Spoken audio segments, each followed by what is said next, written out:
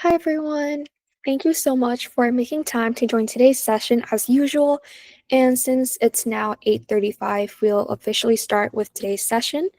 And so today's coaches would still be Apolline and Lisa.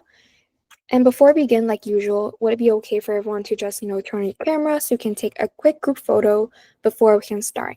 Yeah, that'd be great. So I'll just count from 1 to 3. And yeah, please turn on your cameras if you can. 1, 2, 3.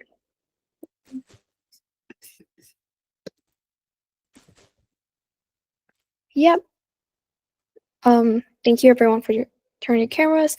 And now I think we can officially start. Yeah. Hi everyone, am I audible? Okay. Yes. I see a few faces nodding, that's good. Okay, so I'm gonna share my screens and we'll get started. Just out of curiosity, just so I can see, who here was present in the last few nationwide debate clubs? Who here is their first time? Just raise your hand if this is your first time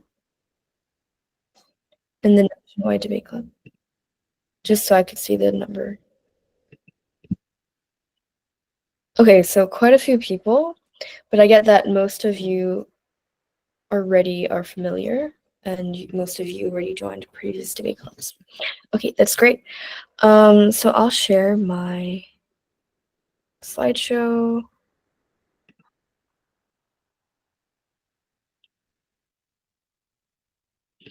Okay, that's great.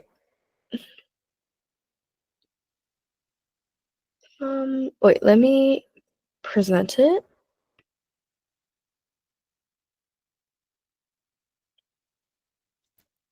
Okay, so what are we doing today? So we're gonna start with a few icebreakers. And then after that, we're gonna watch a video on argumentation, and then we're gonna watch a PF lecture video, but this is more advanced. So for those of you that are new, this might seem quite advanced for you, but don't worry. I'll try to cater it to and adapt it to everyone's levels. And then okay, there's a few people that want to join. Okay, and then we're gonna do a club activity. So that's what we're doing today. I don't think we're gonna have much time to do the blue kit. We did that last class. Just out of curiosity, can you raise your hand if this is your first time learning debate? Okay, first time learning debate. And then the rest of you already done debate. Okay. So I would like to apologize beforehand because this is more adapted towards people who are already familiar with debate, but I try to keep it fun, engaging for everyone to participate in. So I'm sorry if this is a bit advanced, if this either too advanced or too simple. I'm just trying to provide lessons that cater to everyone's levels. Okay, so first we're going to start with some fun icebreakers. So last class we did a debate on Vietnam urbanization, and then we talked about Vietnam self-sufficiency, the market growth, and all that. So today we're going to do a few icebreakers. So first, you're given a fictional crisis scenario. It is your duty to come up with solutions on the spot and defend them with impactful arguments. And then alongside the crisis scenario I will give you, you also have to debate for a side. I will also provide questions following the activity. So I'll provide questions on top of the crisis scenario. And then with those questions, I want you to choose a side and also provide solutions to the crisis scenario. Does that sound good to everyone? Okay. And then afterwards, for those of you who are not new to debate, who have already participated in this nationwide debate club, we want you to use debate techniques that you learned beforehand to strengthen your arguments. So just a brief precedent. Does anyone have any questions regarding this activity? Is anyone confused? Does anyone need any clarifications? I thought icebreakers were supposed to be Like you come up with one lie and two truths, and someone has to guess which is your lie. Oh, okay. So basically, icebreaker is a synonym for warm up. That could be an icebreaker. That's an example of an icebreaker. But yeah, there are different interpretations of icebreakers, but icebreaker is essentially a warm up. So I treat it as a warm up. But in debate, yeah, you could split into two groups. That would also be considered an icebreaker. Icebreaker is to break the ice for debate. Essentially, that's what it means. Okay, Okay, thank so can I go away from it? Sure, you can do whatever you want. I just want everyone's engagement. Okay, let's move on. So, crisis number 1, the Mekong River crisis. A sudden collapse of major Mekong River dam upstream in Laos causes massive flooding in the Mekong Delta, displacing thousands of families in Vietnam, destroying rice fields and threatening food insecurity. The government must decide how to respond. You are the government. So put yourself in the shoes of the government. Prioritize rebuilding agriculture production, invest in disaster resilient infrastructure, or seek international aid and cooperation. So right now, what you're going to do is to come up with a solution, defend your solution, and you might need to take into consideration of these two questions. So should Vietnam prioritize self-sufficiency, self-reliance, and international relocation programs, or seek regional international partnerships? Should the government focus on short-term relief or long-term climate resilience? So these are the questions you want to be thinking about as you answer and participate in this activity. So I'm going to put what do you think is a good enough time? I'm going to put a 5-minute timer. And then I want everyone during that time to brainstorm solutions, write your speech, and choose a side to debate on. Sound good to everyone? All right, great. Can we choose like two sides? Yeah. Out of three?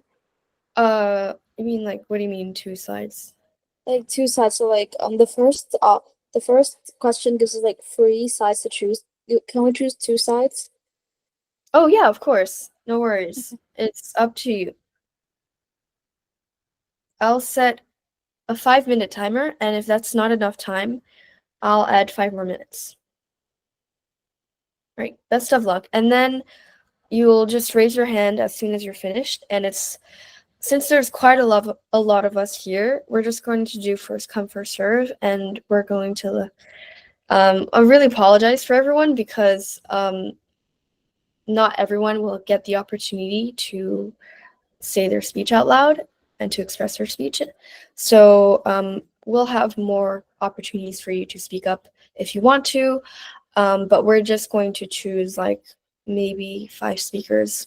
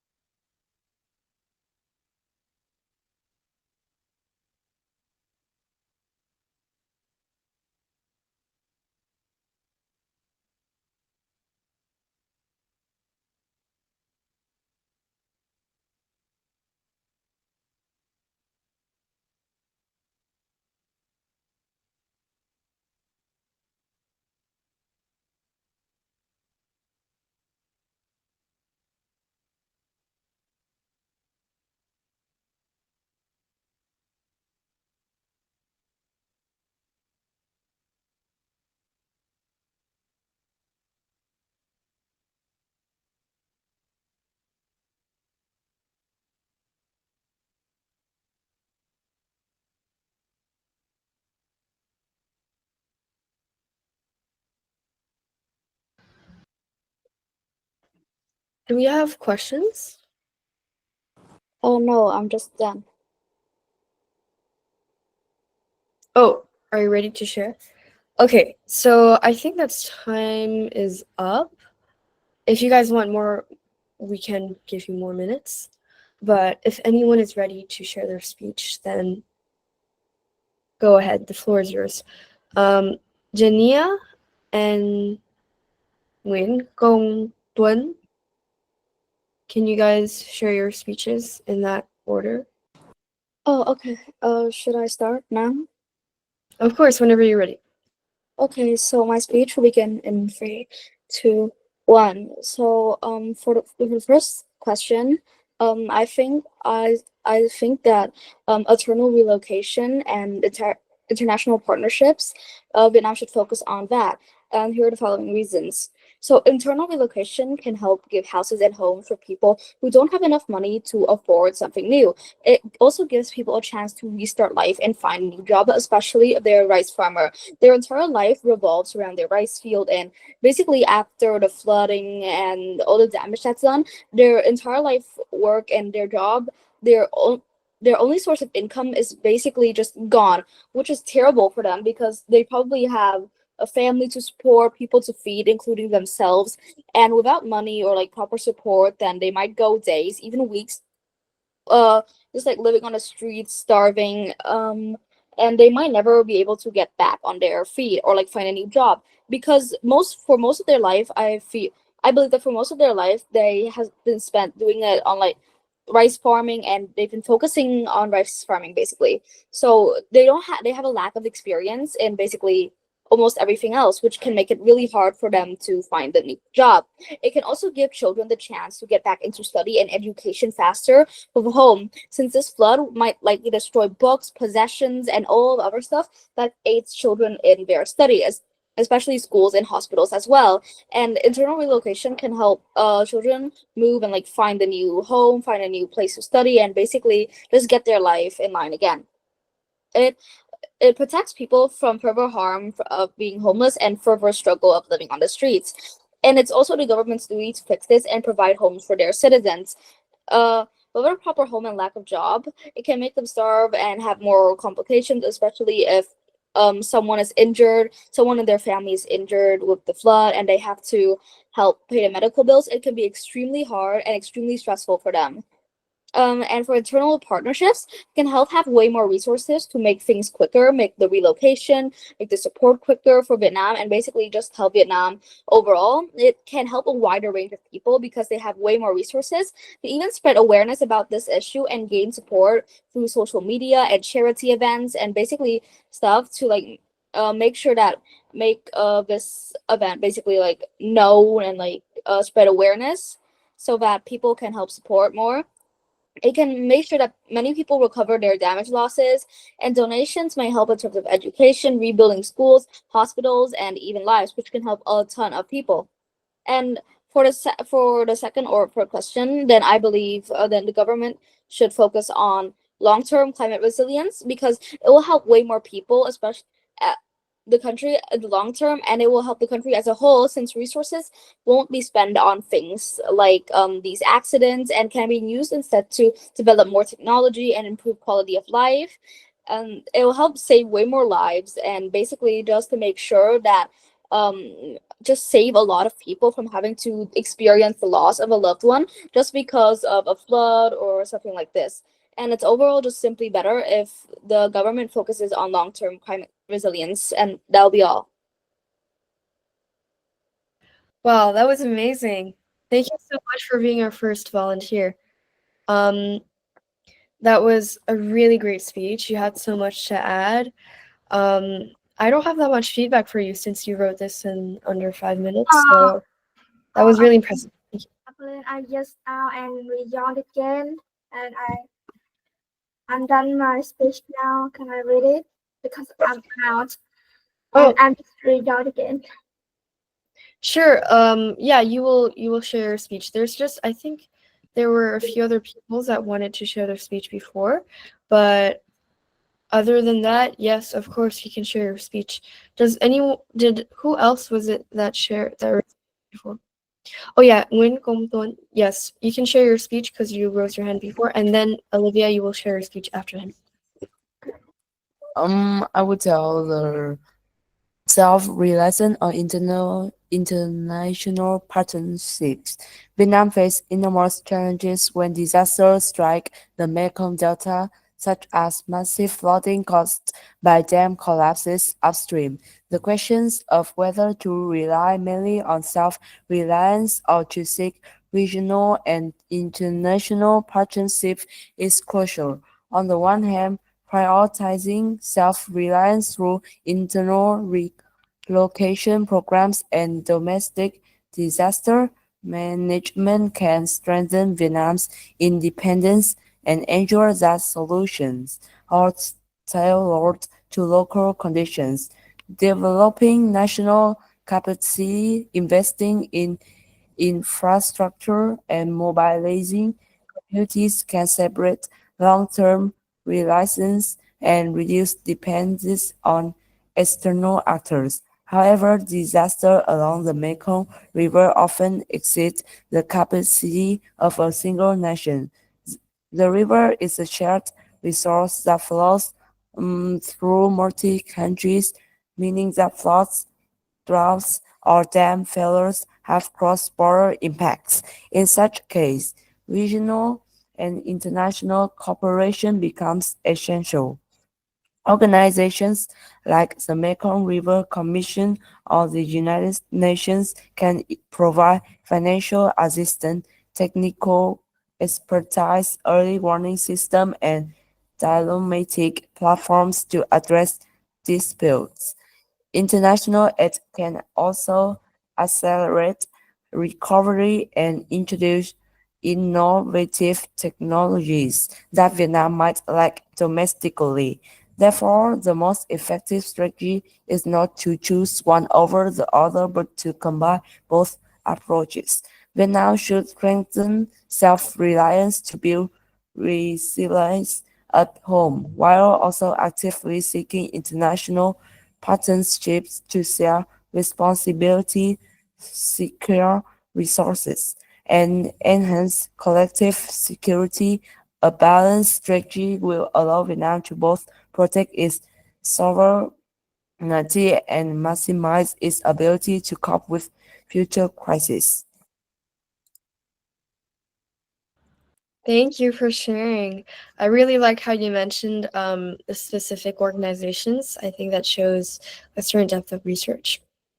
Thank you for sharing. Okay, Olivia, I think you can share your speech now. Okay, thank you. The collapse of a significant dam on the Mekong River is a regional catastrophe as well as national emergency. Vietnam shouldn't have to deal with it alone. We must take prompt, wise action when flooding destroys rice fields, uproots thousands of people, and jeopardizes for security.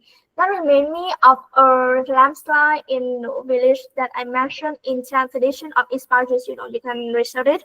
And also, Vietnam has access to immediate funding, international experience, and certain assistance through international and regional partnerships. Turning inward is a sign of certain societiness rather than strengthen in a world where environmental issues are interconnected. Collaboration is not beneficial but necessary. One, it's a transboundary issue that needs a regional solution. The crisis began upstream in Laos, and the Mekong River passes through six nations. The crisis began upstream, and the coordination is necessary for solutions like river regulation, dam management, and early warning systems. Vietnam should make use of partially the Mekong River Commission, which already exists.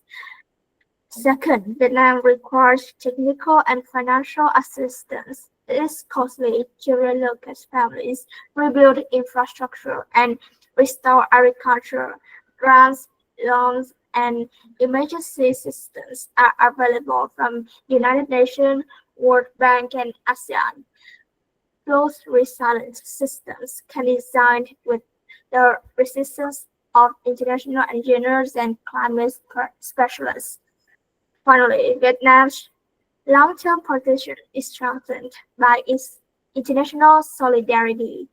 Vietnam develops diplomatic goodwill and support for upcoming crises by interacting with other countries through partnerships. Vietnam is now involved in determining regional waters and climate policies. Thank you for listening.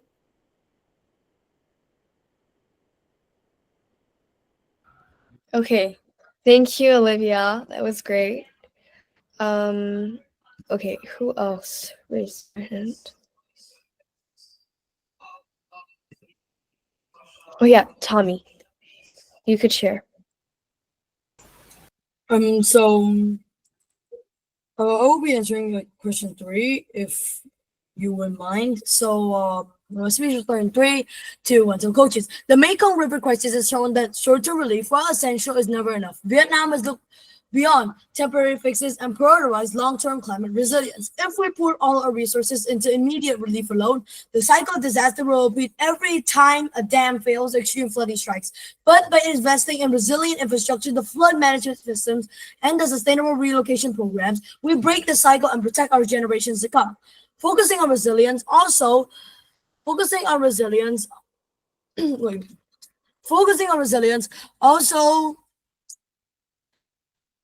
let's say, when we focus on resilience, it also strengthens food security in like the Mekong River Delta.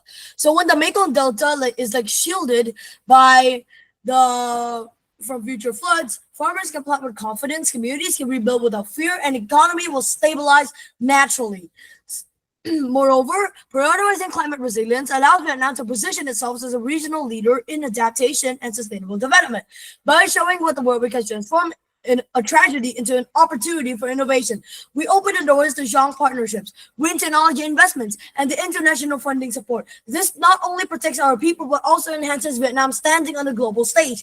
In addition, resilience planning the address needs of vulnerable populations, the poor, the elderly, and the children, who are stakeholders that are hardest hit by disasters. The short-term relief can feed them today, but only systemic resilience can guarantee them safety, stability, and dignity in the years to come. Building resilience houses schools and healthcare systems, meaning protecting human lives, not just rebuilding after loss. Of course, emergency aid will continue in the short term, but no one here suggests abandoning victims. But the government sector focus must be on resilience, because every dollar spent on prevention saves many more in future recovery costs. So in conclusion, short-term relief addresses today, but only long-term climate resilience ensures Vietnam's survival tomorrow.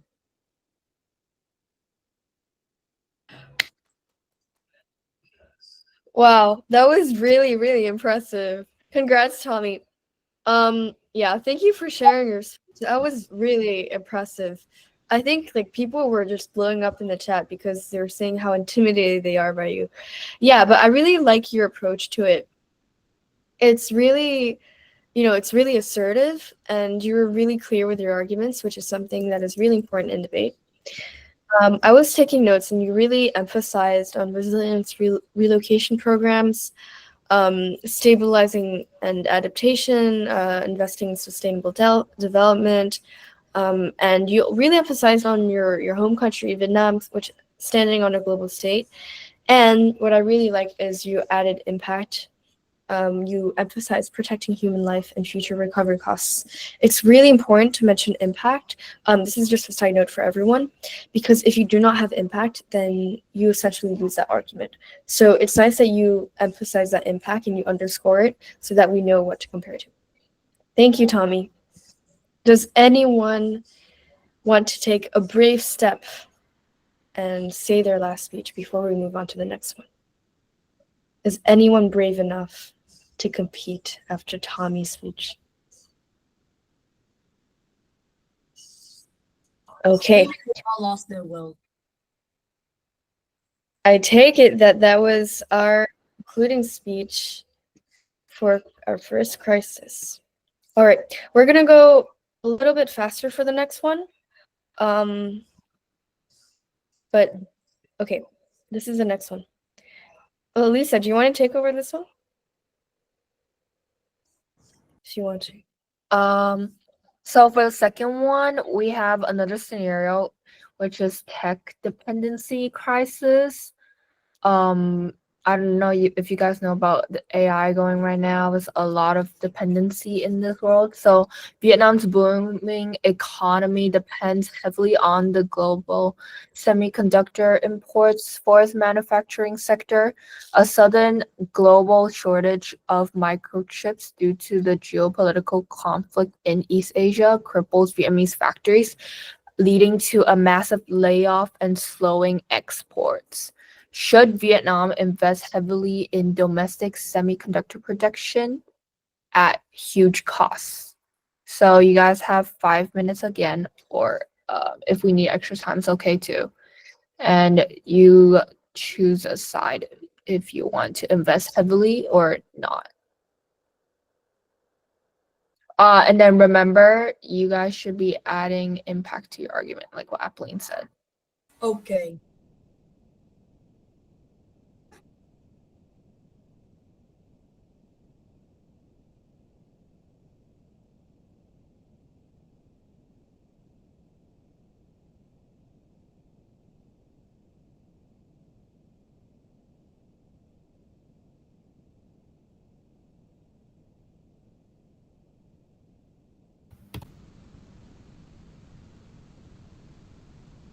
Oh, and for those that don't know what a semiconductor is, it's basically a computer chip, and most like technology have a semiconductor.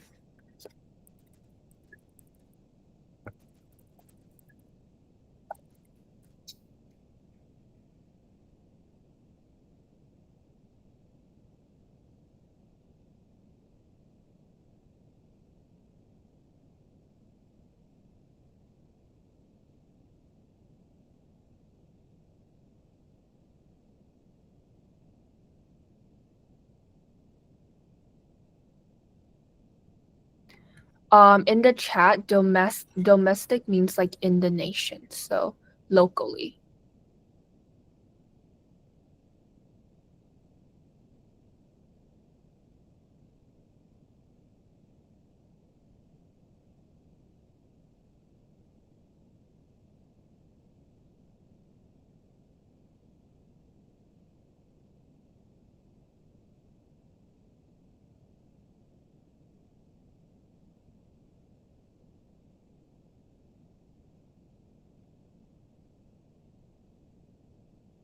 So I see a few questions in the chat. I'll be answering a few of them. So as Lisa mentioned, a semiconductor is essentially these huge machines that generate chips, that create chips that are used for our devices. And without that, we won't have internet, we won't have devices, we won't have phones or computers. So it's essentially what makes up your device. So that's what a semiconductor is. And for making a speech, so the time limit, there isn't really a time limit, but we would encourage your speech to be less than 20 minutes since we're running, it's less than 2 minutes, sorry, not 20 limits, since we're running under a few time constraints. So roughly 2 minutes or even less is fine. But over that, we wouldn't recommend too much because there is a time constraint and we don't want to take up too much of everyone's time. And yeah, you are making a speech.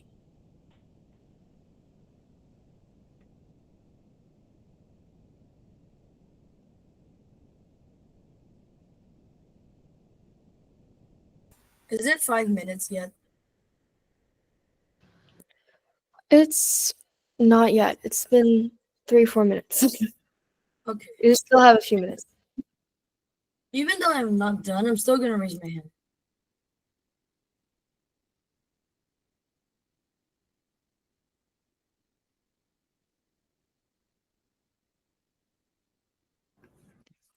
I see another question about how you don't understand. Just to simplify this prompt a little bit, it's basically asking if you think Vietnam should invest in domestic production, like continue should like make the semiconductors and like those machines, or they should continue relying on the global markets for their semiconductors. So for their computer chips, essentially. Is that clear, everyone? Any more questions?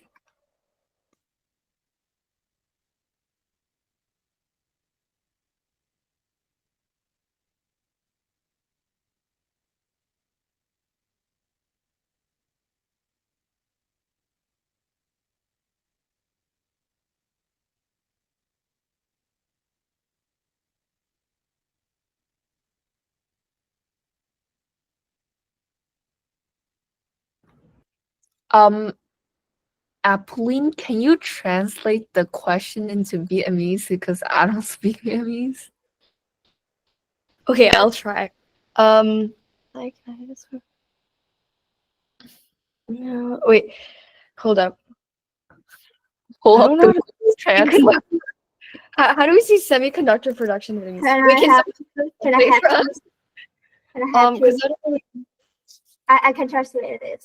All right, thank you so much. Thank you. Wait for me. Việt Nam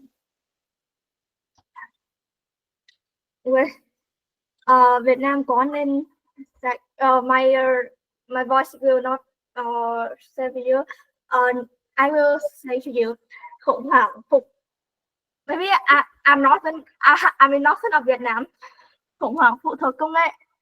Nền kinh tế đang bùng nổ của Việt Nam phụ thuộc rất nhiều vào nhập khẩu chất bán dẫn toàn cầu cho ngành sản xuất. Tình trạng thiếu hụt vi mạch đột ngột trên toàn cầu do xung đột địa chính trị ở Đông Á làm tê liệt các nhà máy Việt Nam, dẫn đến tình trạng sa thải hàng loạt và xuất khẩu chậm lại. Việt Nam có nên đầu tư mạnh vào sản xuất chất bán dẫn trong nước với chi phí khổng lồ hay không?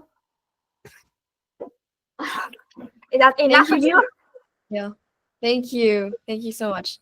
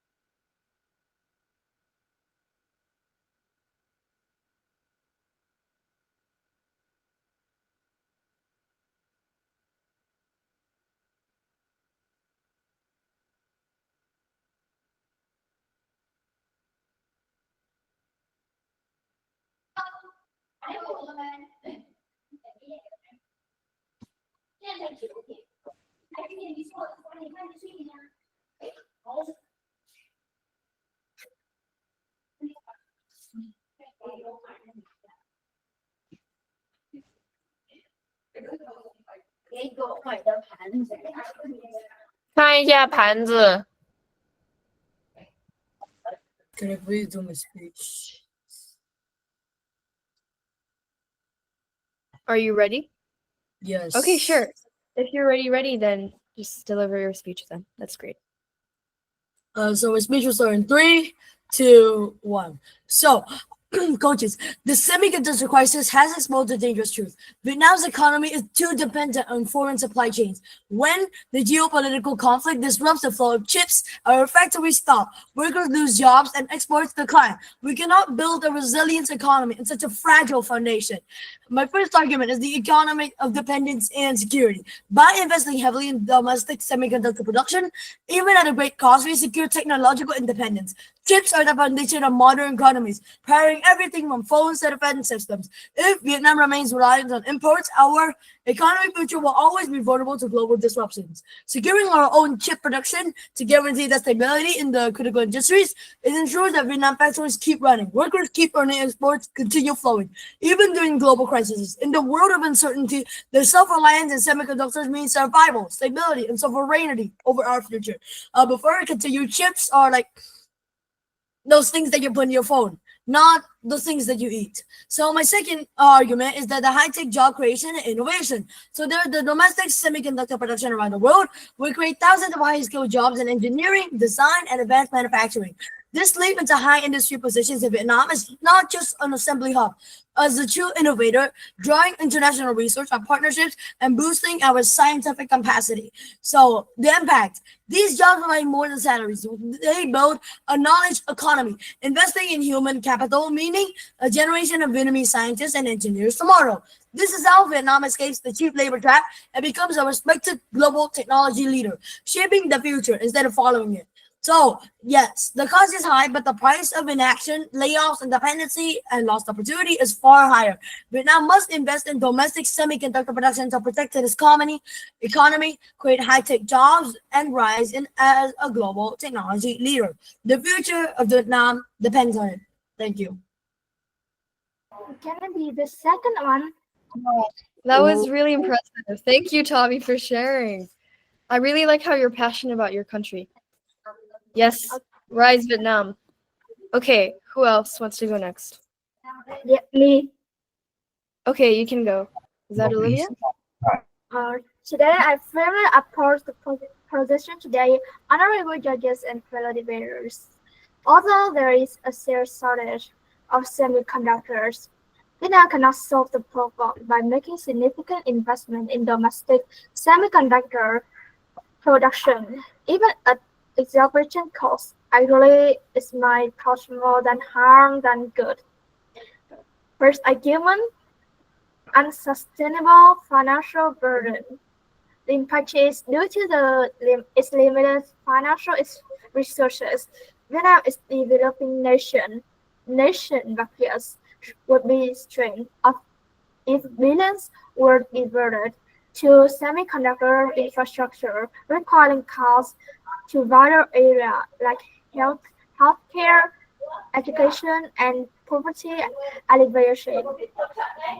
The cost of building a semiconductor factory ranges between $10 billion to $20 billion, with no assurance of success in fiercely competitive global market. Return to investment could take more than 10 years. Spending like this could exacerbate inequality and impact more general development objectives. The second argument, low probability of competitiveness and high risk. The impact is a small number of strong companies with decades of R&D experience, such as TSMC, Samsung, and Intel, control the semiconductor market. Vietnam would find it difficult to keep up with technologically, and international companies might continue to steer clear of Vietnam chips because of worries about their quality or reliability. A successful investment results in billions being squandered, harming the nation's reputation abroad and investor trust. Being stuck with antiquated technology and unable to innovate quickly enough to compete is a real risk. And go to my final argument is that realism and economic nationalism need to be balanced. Instead of going it alone, Vietnam can diversify supply chains by strengthening ties with existing semiconductor producers, creating strategic reserves, and investing in nickel parts of the chips ecosystem like packaging or testing. This requires less capital and can be implemented faster. It allows Vietnam to become a valuable player in the supply chain without overextending. Focus on education, tech Hi, startups, and Um, labor major brothers. Thank you. we're just running on a time constraint. Thank you for sharing. I don't want to cut you off. It's just we're running on a time constraint, and it's 2 minutes per person. Your speech is great. Thank you so much for sharing. I just want to get things going because there are a few people waiting, and I don't want to miss out on these people. But thank you, Olivia, for sharing. I'm sorry to cut you off. It's just like we're running on huge time constraints. We're keeping it at minute No, caps. when you remind me, is already the end of my speech. Oh, okay, that's great then. Thank you for sharing. Can I go next? Yes, Gia Minh Trinh, you can go next, and then Jennia. All right. So I will start my speech in 3, 2, 1. The semiconductor problem has been quite large problem as a lot of world struggle with demand, especially for the DRC when there's a lot of ethical concerns. So now when you are looking at the position of Vietnam, there are ethical resources and that the miners have enough human conditions for them to make very high quality and that people are being proven to be that. But there's one major problem is the Trump era. And there's a lot of trade wars going on. And when the fight that Vietnam is winning against semiconductor product,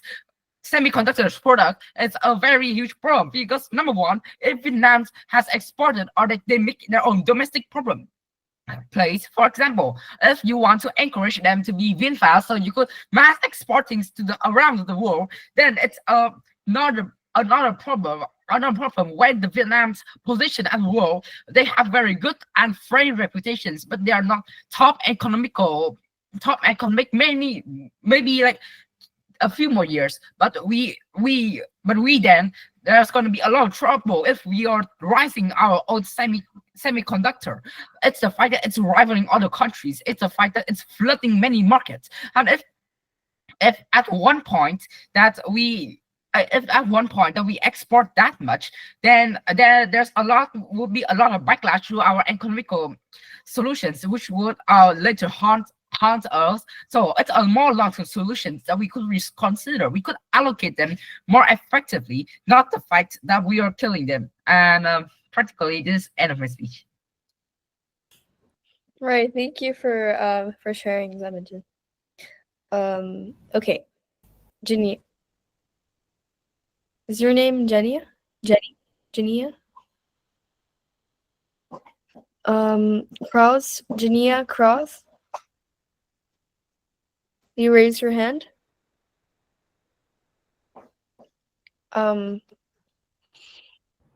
Okay, in that case, Minh Le, you can go next. Okay. Okay. Am I audible? We can hear you. All right. My speech will start in 3, 2, 1, go. Panel, the real line of this debate is whether or not the assumption of you're investing really heavily in this debate, right? This is the only thing that we believe that cannot happen. They actually believe that this is the only way they can actually secure Vietnam's economy, right? We believe that they have not even told you what this war even actually looks like, meaning that they cannot just assume that something is going to happen. They're going to give you entire world what this looks like. They're investing really heavily, right? Look at Vietnam's current economy, right? This is not actually a policy that we actually help Vietnam, right? They haven't given you any framing, any characterization at all in this entire debate. That is why we believe that all clearly was debate, right? Let's imagine here. The reality of Vietnam is it's really unstable, right? They will tell you that about this is about like money, national security and stuff, right? They haven't really given you any economic independence. There is so much more money inflation. They're not really rigidity, but having domestic will not Vietnam into an entire world where they will continue to go on debt, right? They would have a volatile sector. They cannot change that, right? So what is the real depth of this debate here, panel? One, which is the opportunity cost, right? Photo one here, even if we like grant this entire thing, we're building fabs and stuff, we cannot have billions of dollars diverted into something that we don't know what it even looks like in the future, right? All entirely ignores the entire ripple effects, right? Every dollar spent on this production is making the economy less resilient. Why, panel? Because number one, Vietnam's highly trained. They are not trained with expensive factories, right? Vietnam is so experienced in this kind of stuff. They don't have enough technology to do this, right? Look at Vietnam's stats now, right? We cannot guarantee independence, right? Because right now we don't have any assets of technology. We don't have any multilateral assets in the economic fragility. Being that we are just mislocating the entire resources. We are not about ambition. This is really prudence on affirmative, right? Number two, then, on why we don't have diversification, right? Because Prop frames the problem as we need self-sufficiency, right? This is not really the case here, because if we ignore the entire point that resilience actually comes from diversification, then they cannot have isolation of this debate, right? Firstly, Vietnam can hedge through risk of cooperation, right? Secondly, if we have this, the entire global integration will facilitate everything, right? Because we just cannot have the supply go out just because we have a bad investment, right? Number three, then, and why we actually have this, it is innovation, right, on the opposition side, because we can actually have something that is really domestic. It is not individually heavily invested, but we actually have some domestic, some partners who have been doing this, right? There is no reliance on people. If we just completely heavily invest in this, it is not equal helplessness, right? Even if we have good contracts, we have predictive stuff, and we cannot have good shots if they haven't even give you the opportunity cost in this hard debate, right? In fact, here, that actually we have to focus on more of the flexibility. So affirmative cannot just say we're just going to do this. It is so much more risky, right? So then, why we have a risk of management on proposition side, right? Number one, then, this industry is currently evolving, right? Vietnam, they had never proved to do that, has enough technology to use, right? But two, then, with the large-scale government of intervention, it will increase the risk of corruption, right? Why this is the case, panel? Because number one, the state run is really heavily subsidized. This means that they often fail to actually deliver your actual outcomes in the high technical capital. They haven't given you any capital, any marginal risks of this entire debate, meaning that whatever they said on the first figure is entirely bad, right? On the comparative way here. First of all, on cost effectiveness, but panel, remember that they never told you what the cost effectiveness is, right? They never told you the opportunity cost of when you're removing this. They never told you what would happen if you can actually invest into this. What would be the specific outcome of what would be expected, right? Number two, then, on active resilience, right? They never told you on why they have rigidity, right? We have much more flexibility because we have people actually helping us, right? Number three, then, on actual technical risk, right? Prop is risking the entire Vietnam economy to lock in for some reason and donate billions of dollars just to make something that is like really not viewable, right? For them, as stability, we believe that we actually have more inequality on the rest of the house, right? Because we actually have a maintaining a better balance level, right? They never told you anything about equality, right? They're just going to invest billions of dollars, but what are the people who's going to lose their jobs, right? They never told you how they're going to solve the entire money problem. Therefore, we believe obviously opposite this debate. Wow. Okay, that was. I heard more rights than information. I heard more rights than information. Yeah. But I can do faster than that. I can do faster than that. Okay, that was really impressive. But it's okay. You don't need to go that fast. I know you have a lot to talk about. Thank you. That was really, really impressive. But don't worry. Next time, just go at your own pace. Don't feel pressured to rap or that amount of words is 12-minute speech. Yes. Okay. Thank you for sharing. Do we still have one person, or that's it? That's it, right? Okay. Let's move on. Okay. But yeah, I really like how you incorporated more complex concepts, like the economic side of things. So like opportunity cost, and then you're very passionate. You do WSTC. Oh, really? Because I thought it's like 8 minutes per speech. That's pretty long. Okay. So improv skills, very good. Let's move on. Yeah, we're going to watch this quick video. We're kind of running out of time. So video is a few minutes. And after this, I don't think we have time for the rebuttal lecture and framework lesson. So I'll keep it for the next class. And this, you guys can work on it on your own time. But I think since we're running a little bit out of time, we don't have to cover this today. This can wait until next class. Okay, that's great. Let's watch this video. A little bit of chill time for everyone who was debating. And tell me if you can't hear. Winning an argument is not about being right, but knowing how to communicate strategically. After many defeats, I've discovered 10 powerful methods for dominating any argument. And not only that, I will make a tier list to help you understand which methods work best. Method 1. Judo technique. There is one thing I can guarantee will happen during any discussion. Your opponent will attack you, your arguments, or both. Typically, the discussion follows a script. You both make your points and criticize the others. But this is where strategic thinking comes in, like a judoka. Some time ago, I read this book that explains this concept very well. The best thing to do is to use his own energy against him, conceding an argument here and there, and then say, "There is one point that doesn't convince me, and I want to contest it." Don't be afraid to admit where they're right, because that gives you the confidence to point out where they're wrong. With this unexpected concession, you will dampen his energy. We often see concession as a sign of weakness. It is not. It is a sign of strength and confidence. It shows others that you are open-minded and that you are not an inflexible ideologue. I put this method in C because it doesn't give you real control over the discussion. Method 2. Socrates technique. Socrates used this method to expose contradictions in people's thinking, making them question their own beliefs. Instead of jumping in with your own opinion right away, you can ask questions that nudge the other person to think more critically about their stance. If you are good in school, you will always get a good job.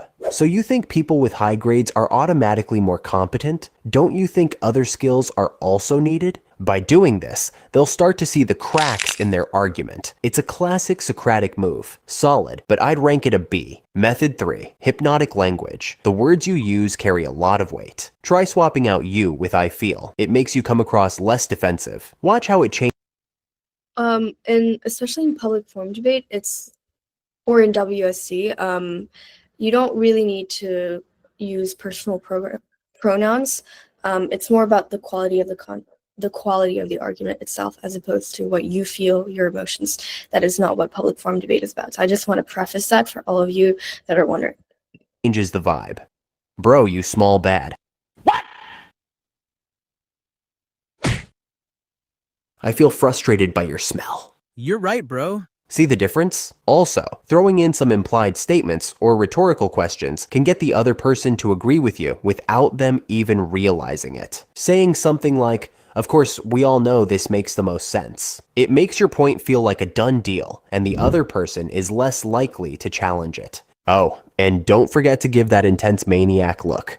I put this method in B. Method 4. Contrast effect. Imagine you're in a debate with someone who totally disagrees with you. If you start with something exaggerated, your next proposal will seem immediately more reasonable. I'd put this method in the C category though, because it's really only useful in situations where you're negotiating or trying to find a middle ground. Method 5. Information bombing. If you hit someone with a ton of facts and numbers, they're probably going to feel overwhelmed and start doubting their own beliefs. Have you considered the 20% failure rate, the data on the current market, the feedback from experts? A flood of information can leave the other person unable to respond to every single statement, making it seem like you are in total control of the situation. This method is clearly in the A range. Method 6. Gish Gallop. The goal of this method is the same as the previous one, but with a twist. The information you present can be half-truths or even totally false. This method follows Brandolini's law, which says, the amount of energy needed to disprove bullshit is greater than the energy needed to create it. Now, if you're on the Okay, so I want to preface this. In public forum debate, it's really important that you have credible sources, so you cannot bullshit your way through, excuse my language, you cannot bullshit your way through any rounds. Because, I mean, like, you just need to have credible sources, and if you do not have credible sources and you just make something up, your opponents, they can figure that out, and they will use that precisely against you, and the judge will not like that. So just keeping this through. Maybe this works in other types of debate, but not for PF. Receiving end of a Gish Gallop, don't waste your time trying to debunk every half-truth they throw at you. Instead, reveal exactly the strategy they're using, then focus on the weakest argument and destroy it. I put the Gish Gallop in B because the use of falsehoods can undermine your credibility. Method 7, change of focus. This method is also known as the red herring, and it was made famous by the English polemicist William Cobbett back in 1807. When you feel like you're losing ground, you throw in a distraction to shift attention away from the main issue. The distracting element can easily be one of these logical fallacies I wrote about. This allows you to stall and disorient your opponent. So, yeah, I'd say this method definitely earns an A. Method 8, coherence principle. People usually stick to their views, right? So, if you can get them to agree on a small point first, you can use that same consistency to guide them toward a bigger idea. If we agree that A is true, then we can't ignore that B is the logical next step. Once your opponent has agreed to a small point, it's harder for them to backtrack on something bigger. If you find an opponent who totally disagrees, it is difficult to get him to accept some points of the argument. That is why I put it in B. Method 9, rule of 3. People tend to perceive groups of 3 elements as complete and easy to understand. If something happens once, it's just an isolated incident. Twice, it's a coincidence. By the 3rd time, we start seeing it as a pattern and believe it's true. So, if someone asks you why you did something, give 3 reasons. If they ask for your opinion, give 3 points. The idea is simple. The number 3 brings structure, clarity, and makes your argument more convincing. That's why I definitely give this method an A. Method 10, lightning fast jokes. Lightning jokes are used to throw off an opponent or shut down their argument, leaving them speechless. And that's exactly what a perfectly executed replica does. It takes advantage of a vulnerable moment to flip the conversation in your favor. The best lines are short, punchy, and said at the right moment in the argument. Like these. That's why they're often called one-liners. I put this method on the C list because it doesn't allow you to win the debate, but it does allow you to raise the bar in the discussion in your favor. Each method relies on a different communication strategy, but it's super important to keep in mind that the right approach really depends on who you're talking to and the situation you're in. Everyone reacts differently to different communication styles. In the end, the ability to adapt to the situation is what will really make a difference in the success of your discussion. Okay, Can we so list? I hope you guys learned something new from this video. Can we see like the tier list? Please, I need to take a quick screenshot. What? What did you say? Can I see the tier list? I need to take a quick screenshot. Oh, sure. I'll send this video actually to everyone in the group chat so you can access it and watch in your own time because I find it very useful. Here. I will link it right now. When we leave the meeting though, it will not save. So if you guys could save the video link and put it in your notes somewhere. I just added it in the group chat. Whoa. And also, guys, please be respectful of each other in the group chat. I see you are... someone said, are you a psychopath? Okay, we want to use appropriate language that you would use at school. I don't think this is appropriate, guys, okay? So I just want to clarify that. This is an academic space. So please be mindful of each other. I know that you I know that you have a lot of energy in you, a lot of passion, which is great. But we just want to make sure that we're treating each other well.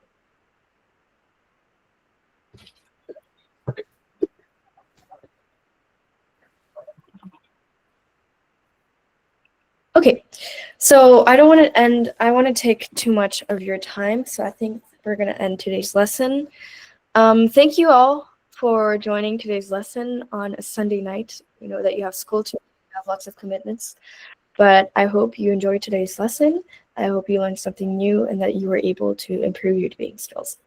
So see you in 2 weeks' time, and I wish you the best school week, whatever you have next week, whatever you have anything planned. I wish you the best week, and hopefully you will continue pursuing debate in the future, and see you soon. Bye, guys. Thank you for your participation. Bye, guys. Bye. Bye. Bye-bye.